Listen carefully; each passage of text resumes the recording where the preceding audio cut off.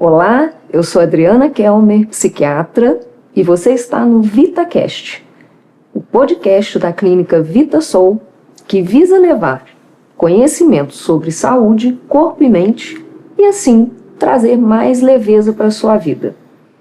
Hoje, no nosso episódio de estreia, nós vamos falar um pouquinho sobre a psiquiatria, tanto a psiquiatria tradicional quanto aquela que tem aí o auxílio da medicina do estilo de vida.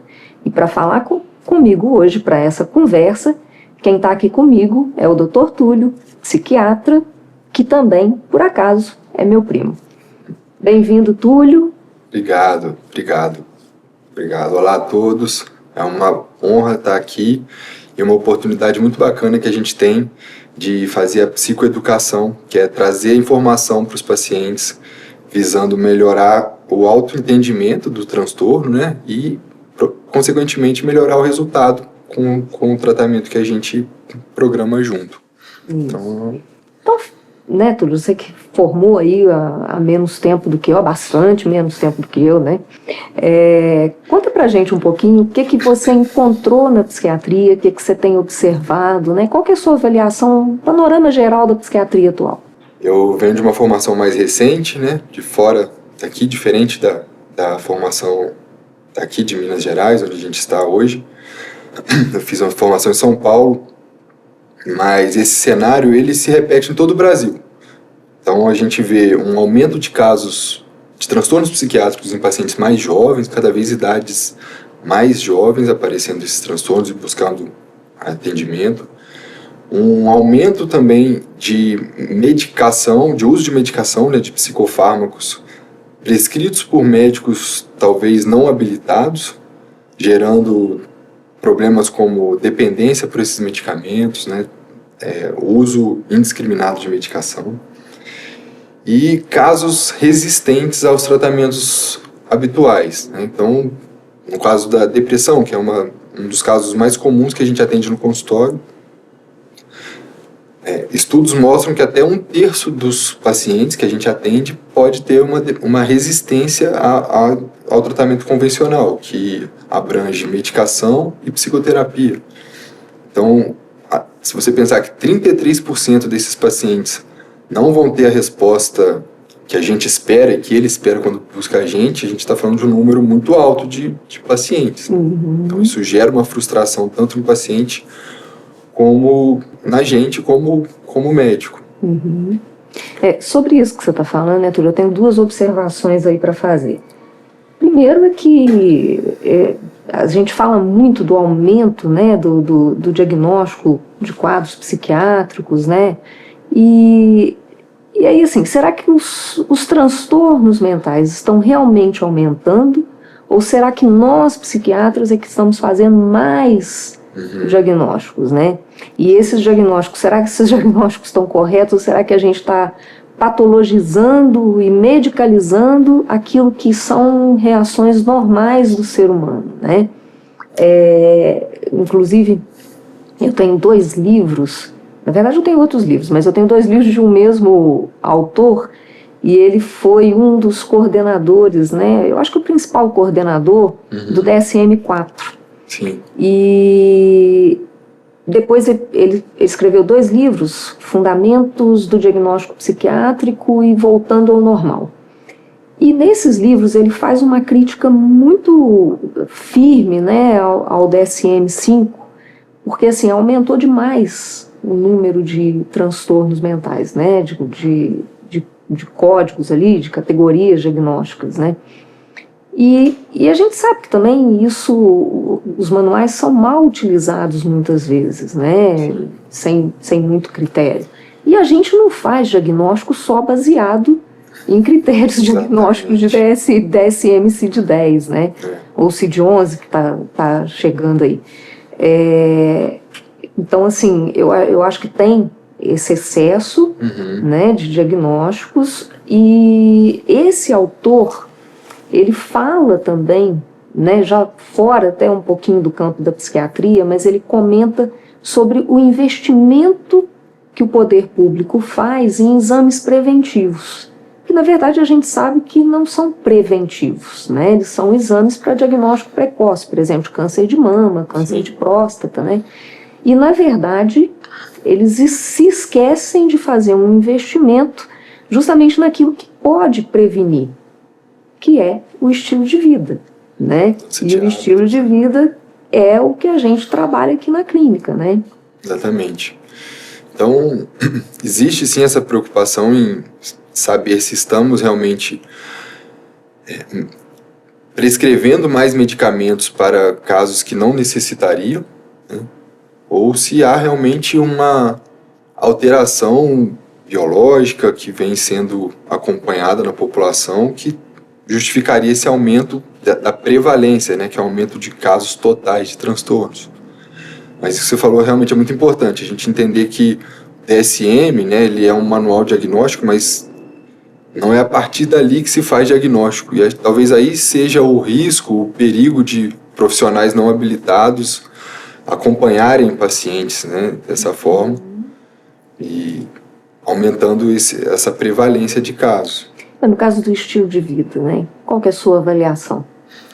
Bom, então quando a gente percebe que há uma limitação dentro da psiquiatria, onde até 1/3 dos pacientes que a gente pode acompanhar não vai ter uma resposta com o que a gente tem tradicionalmente como arsenal terapêutico, a gente precisa pensar em ferramentas diferentes para isso. E aí eu tive o contato com a medicina do estilo de vida, que traz uma saída para essa angústia, né? O que a gente pode fazer para melhorar o resultado, sendo que a parte de toda a indústria farmacêutica, a parte da tecnologia das medicações, isso acompanha um certo desenvolvimento, mas o que a gente pode fazer além disso? O que isso acompanharia o sucesso no nosso tratamento? E aí surge a medicina do estilo de vida, que vai basicamente falar sobre comportamentos que a gente pode fazer que estariam indicando a gente para o caminho do tratamento ou tirando a gente, o caminho do sucesso do tratamento ou tirando a gente desse caminho, né? Estaria atrasando esse tratamento. Então a psiquiatria do estilo de vida, que é uma parte da medicina do estilo de vida, pega pilares que são fundamentais para o resultado do tratamento, e ela não substitui a psiquiatria tradicional. Ela vem como um complemento, exatamente. Então a gente não tá para brigar com ela, né, mas usar ela como uma arma a mais para esse tratamento que por vezes fica limitado. Uhum.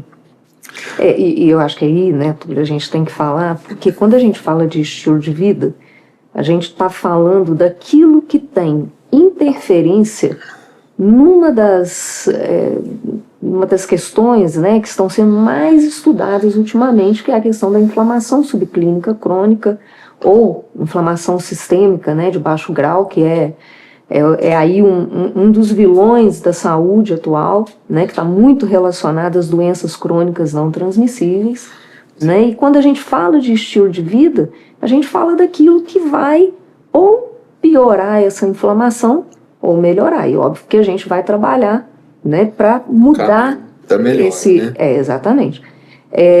Né, só dando um exemplo, né, muito simples aí do que chega também para a gente aqui. Às vezes uma pessoa estressada, né, ela começa a ter dificuldade para dormir, esse sono alterado, ele vai interferir nas escolhas alimentares dessa pessoa. Às vezes até a pessoa passa a fazer uso de bebida alcoólica ou até fumar mais, alguma coisa nesse sentido, para poder tentar se aliviar desse estresse, né? E essa alimentação inadequada, ela vai interferir na microbiota intestinal, né, que a gente sabe hoje, né, a questão, né, do intestino-cérebro, a gente tem estudado muito isso também. E os quadros de disbiose, que são as alterações dessa microbiota, né, estão muito relacionados a essa inflamação sistêmica, né? E, aliás, a microbiota também ela sofre interferência até do estresse, que eu já falei lá atrás, né? E isso também já contribui para a alteração da microbiota, né? E a partir do momento que você tem esse quadro de inflamação, essa inflamação, ela chega também no nosso cérebro, a neuroinflamação, e daí os sintomas. E aí o paciente chega para a gente com sintomas depressivos, muitas vezes, ou de ansiedade. E é nesse momento, né, Túlio, que a gente vê uma limitação também da psiquiatria tradicional, né? Porque você está diante ali de um sintoma que tem algo a mais do que só um quadro depressivo, né? Então, exatamente. Cada vez mais a gente tem visto nos congressos, lido nos trabalhos, falando sobre esse quadro inflamatório cerebral. Então, falam que a depressão ela é um estado inflamatório do cérebro. E por isso a necessidade de se fazer um tratamento adequado, já que essa inflamação ela tem um caráter progressivo. E aí os sintomas vão ficando cada vez mais exuberantes, mais limitantes e mais difícil a resposta. Sim, e é aí que entra a medicina do estilo de vida. Exatamente. Porque quando a gente, né, intervém ali no estilo de vida do paciente, a gente consegue reverter essa inflamação. Isso. Né? E por que a medicina do estilo de vida, né? Porque talvez essa inflamação, em alguns casos, ela não se reverte apenas com a medicação. A gente precisa de outras medidas, muitas vezes comportamentais, para auxiliar nessa desinflamação. E aí o paciente tem um papel crucial de protagonista mesmo desse tratamento. Então, para o pessoal entender, né, o que é a psiquiatria do estilo de vida. A psiquiatria do estilo de vida ela vai ter basicamente 6 pilares. Então a gente vai falar de sono de qualidade, uma alimentação saudável, a prática regular de atividade física, o controle de uso de substâncias, o manejo do estresse, o sono e... O sono, você falou. São as relações sociais. As relações sociais. Então são 6. Saudáveis, aqui, né? Exatamente. Então, o sono. Quando a gente fala de sono, a gente precisa falar que o sono ele é inegociável, né? Não há como você lutar contra uma necessidade básica do ser humano. Por mais que naquele momento um dia que você dorme mal, que você acha que está tudo bem, as funções fisiológicas do seu organismo estão prejudicadas. E aí não é só dar um remédio para dormir, né, Túlio? Porque não vai adiantar. Às vezes a pessoa até toma o remédio, dorme horas, mas acorda cansado, ressaqueado, né, muitas vezes, né? Não atingiu aquele sono mais profundo, que é aquele sono que é restaurador, né? Sim. E não só no cansaço, né? A privação de sono deixa a pessoa mais impulsiva, né? E aí a gente já entra com outro problema, como você mesmo falou. Então, se a pessoa dorme mal, ela fica mais impulsiva, ela tem menos freio, ela já tem uma maior tendência a se alimentar mal também. Então, ela tem uma maior tendência a comer doces, a lutar contra esse impulso de comer uma casquinha, né, comer um sorvete. Então isso também vai atrapalhar esse segundo pilar, que seria a dieta, uma dieta saudável, visando a redução da inflamação. A gente sabe que nós temos alimentos pró-inflamatórios, principalmente o açúcar, a gordura em geral, fritura, que vão aumentar esse estado inflamatório do nosso organismo, né? A gente tem que entender que o nosso cérebro não está separado do nosso corpo. Então, se o organismo está inflamado, o nosso cérebro também vai ficar.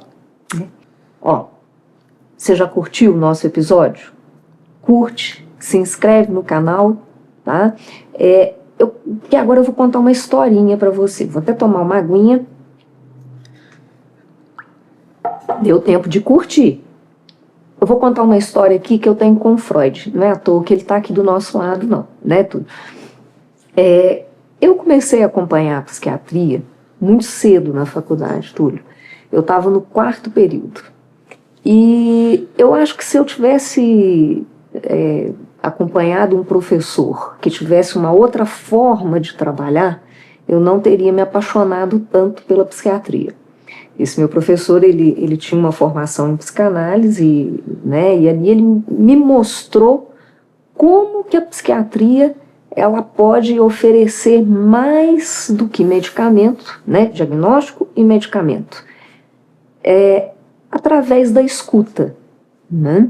Não necessariamente esse paciente em psicoterapia, né, mas o profissional que consegue ouvir melhor esse paciente, ele consegue oferecer algo a mais. Isso me encantou na psiquiatria, né? Durante muito tempo eu trabalhei dessa forma, inclusive com pacientes em terapia, mas chegou um momento em que eu percebi que trabalhar também só com essa parte emocional não era o suficiente.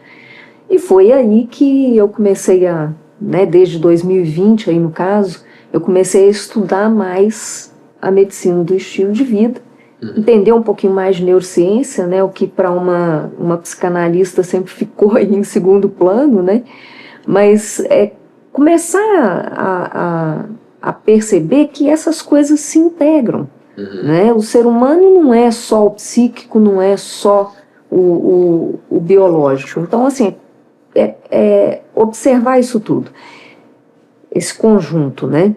E, de repente, você começa a perceber que o Freud, lá atrás, ele já tinha essa visão. O Freud tem alguns textos dele onde ele fala das séries complementares, né, para a formação de sintomas, né, para o adoecimento.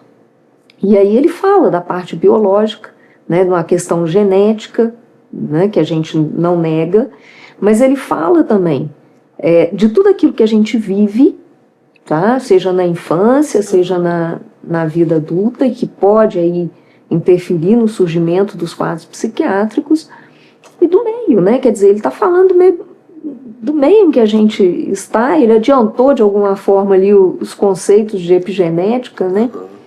E então eu acho que essa visão integral, né, do ser humano é que a gente trouxe aqui para a VitaSoul. Exatamente. E que, trazendo também uma equipe multidisciplinar, que eu falo até que não é multidisciplinar, ela é transdisciplinar, né, porque a gente visa realmente integrar o trabalho de todo mundo, né, e a gente criou, a partir disso, o Método Dia, né, que é um programa aí que visa trabalhar o estilo de vida, né, mas dá ao paciente autonomia para que ele possa cuidar da sua saúde e bem-estar. Seguir sendo protagonista do seu tratamento, né? Isso que você falou realmente é algo que nos chama atenção, porque qual que é a limitação da psiquiatria tradicional que a gente vê hoje? É realmente subestimar a importância da mudança do estilo de vida no resultado final do tratamento. Então, se a gente olhar para o tratamento apenas como psicoterapia e medicação, que são fundamentais esses dois pontos, né, Adriana? A gente tem que saber, a gente não é contra a medicação, a gente não é contra terapia de forma alguma. Muito pelo contrário, né? A gente sabe que é extremamente necessário, mas o que a gente quer é aumentar esse arsenal, aumentar as possibilidades de tratamento. Então, quando a gente entra com a psiquiatria do estilo de vida, a gente melhora, aumenta essa possibilidade de sucesso, que é uma limitação que a gente percebia, né? E além disso, quando você fala da equipe multidisciplinar, né, isso também eu vejo como uma outra limitação, que é essa falta de integração entre os profissionais. E aí, quando a gente consegue abordar a melhora da dieta com um nutricionista, proporcionar ao paciente a iniciar uma atividade física acompanhado por um profissional de educação física, né, um psicoterapeuta ali acompanhando ele de perto, e a gente está em conjunto com esses profissionais, a gente está sempre em contato, e isso faz com que a nossa abordagem também seja o resultado final seja muito melhor. Sim, muito melhor do que cada um trabalhando de formas isolada, né? Túlio, a gente já está chegando aí no final.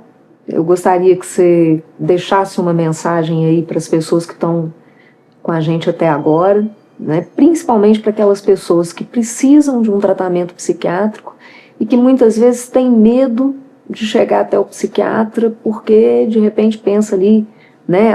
Vai me dopar, a gente escuta muito isso, né?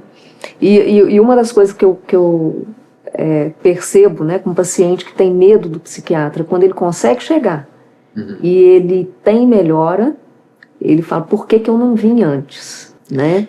E ele vira também uma propaganda para os outros pacientes, né? Eles acabam fazendo essa propaganda, falando, olha, vai lá no meu psiquiatra que ele vai te ajudar também. A gente percebe isso mesmo. Então, Túlio, eu acho importante que o paciente entenda que ele precisa procurar esse atendimento e não ter medo de que vai receber uma medicação, que vai ser um remédio forte, né? Até porque, dependendo do que for o sofrimento dele, às vezes não tem nem indicação de um tratamento medicamentoso. A gente tem outras opções de tratamento, né? E às vezes esse sofrimento não é necessariamente um diagnóstico. Exatamente. Né? E também lembrar que a psicofarmacologia evoluiu muito, né, comparado a outras áreas da medicina. Então, o nosso escopo de medicação aumentou muito. Então, caso aconteça de um paciente apresentar um efeito colateral com a medicação, a primeira coisa que a gente vai fazer é trocar esse remédio, tirar o remédio, caso seja a indicação. Além disso, quando acontece efeitos colaterais, geralmente é só nos primeiros dias. Então, a tendência é que esses efeitos desapareçam com o tempo.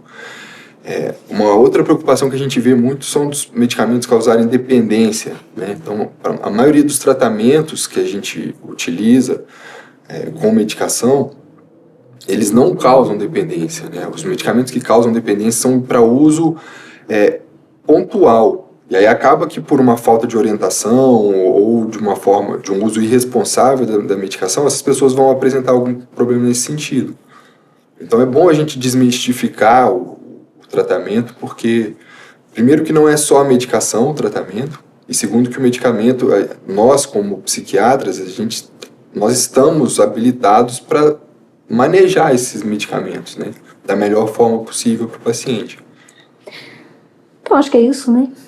Eu quero agradecer a quem esteve conosco até agora, tá? Dizer que o tratamento psiquiátrico, né, deve ser procurado, você precisa ter essa coragem de buscar o tratamento se você está com algum sofrimento psíquico, tá? Não ter medo, né? E isso, buscar pelo tratamento é também um ato de amor próprio, tá? Quero te agradecer, tá, Túlio? Obrigado. Por ter feito esse episódio aí de estreia comigo. Então é isso, pessoal. Eu agradeço novamente por você ter ficado conosco até o final desse episódio, nosso episódio de estreia, né? E a gente se vê em breve com um novo episódio, onde a gente vai falar um pouco sobre autocuidado, tanto de pacientes quanto dos familiares de pacientes, dos cuidadores. A gente se vê.